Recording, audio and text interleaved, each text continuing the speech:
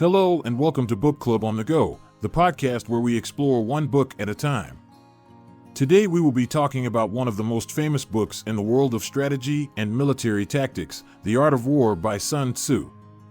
Whether you're a history buff, a business professional, or just interested in learning something new, this book has something to offer for everyone. So, what exactly is The Art of War? It's a treatise written over 2,000 years ago by Sun Tzu, a Chinese general, strategist, and philosopher. The book is a collection of lessons and advice on how to win battles and succeed in warfare. But the lessons in this book are not just limited to the battlefield. Many people have applied its principles to business, sports, and even personal relationships. The book emphasizes the importance of knowing yourself and your own strengths and weaknesses. Sun Tzu believed that the key to victory was to make use of one's own strengths and minimize one's weaknesses. This idea is just as relevant today as it was over 2,000 years ago. The book is divided into 13 chapters, each focusing on a different aspect of warfare. Sun Tzu argues that a good commander must be able to adapt to changing circumstances and be able to think creatively to overcome obstacles. So let's dive deeper into these 13 chapters of Sun Tzu's famous book, The Art of War. As we discussed, this book is a collection of lessons and advice on how to win battles and succeed in warfare. But its lessons are not limited to just the battlefield. They can be applied to various aspects of life, such as business, sports, and even personal relationships. So without further ado, let's dive into each chapter. Chapter 1, Laying Plans. This chapter lays the foundation for the rest of the book. It talks about the importance of understanding the situation, being flexible, and adapting to changing circumstances. Sun Tzu also discusses the importance of knowing your own strengths and weaknesses, as well as those of your enemy. The key lesson here is that a good commander must be able to think critically and creatively to overcome obstacles and achieve victory. Chapter 2, Waging War. This chapter talks about the various factors that need to be considered when preparing for battle. Sun Tzu discusses the importance of understanding the terrain, knowing your enemy, and being able to predict their actions. He also talks about the importance of having a well-trained and disciplined army, and the role that spies and intelligence play in warfare. Chapter 3, Attack by Stratagem. In this chapter, Sun Tzu emphasizes the importance of surprise and deception in warfare. He argues that a commander should use these tactics to take advantage of their enemy's weaknesses and gain the upper hand. The key lesson here is that a good commander must be able to think creatively and use cunning tactics to achieve victory. Chapter 4, Tactical Dispositions. This chapter talks about the importance of positioning and the various tactics that can be used to gain the advantage on the battlefield. He discusses the importance of knowing your own army's strengths and weaknesses and positioning them accordingly. He also talks about the importance of understanding the terrain and using it to your advantage. Chapter 5, Energy. This chapter focuses on the importance of maintaining the energy and morale of your army. Sun Tzu discusses the various factors that can contribute to a loss of energy, such as fatigue, hunger, and fear. He also talks about the importance of keeping your army motivated and engaged, and the role that rewards and punishments play in this. Chapter 6, Weak Points and Strong. In this chapter, he emphasizes the importance of understanding your enemy's weaknesses and exploiting them.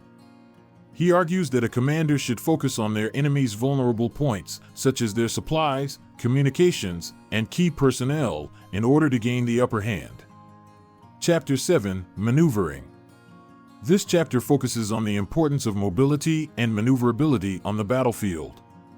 Sun Tzu discusses the various tactics that can be used to outmaneuver your enemy, such as flanking and encirclement. He also talks about the importance of being able to change tactics quickly and adapt to changing circumstances. Chapter 8, Variation in Tactics. This chapter emphasizes the importance of being flexible and adaptable in warfare. He argues that a good commander must be able to change tactics quickly in response to changing circumstances, and that this is what separates the good from the great. He also discusses the importance of understanding the art of war and knowing when to use each tactic. Chapter 9, The Army on the March. This chapter focuses on the logistics of moving an army from one place to another. Sun Tzu discusses the importance of having a well-organized and efficient system for moving supplies and troops, and the role that spies and intelligence play in this. Chapter 10, Terrain. This chapter focuses on the importance of understanding the terrain and using it to your advantage. He discusses the various types of terrain, such as mountains, forests, and rivers, and the impact they can have on warfare. He argues that a commander must be able to assess the terrain and use it to their advantage, and that the outcome of a battle can often be determined by the terrain.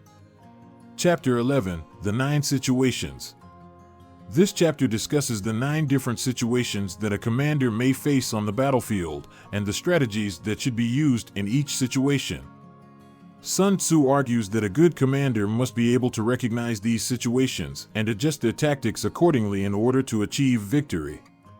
Chapter 12, The Attack by Fire. This chapter focuses on the use of fire as a weapon in warfare. Sun Tzu discusses the various tactics that can be used to start fires, such as using flaming arrows or setting traps, and the impact they can have on the enemy. He also argues that a commander must be able to use fire effectively and strategically in order to gain the upper hand. Chapter 13, The Use of Spies. In this final chapter, Sun Tzu emphasizes the importance of intelligence and the role that spies play in warfare.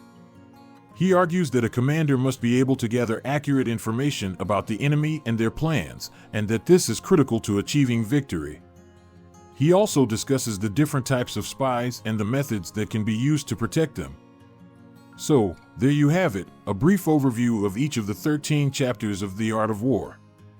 As you can see, this book is full of lessons and advice on how to succeed in warfare and beyond.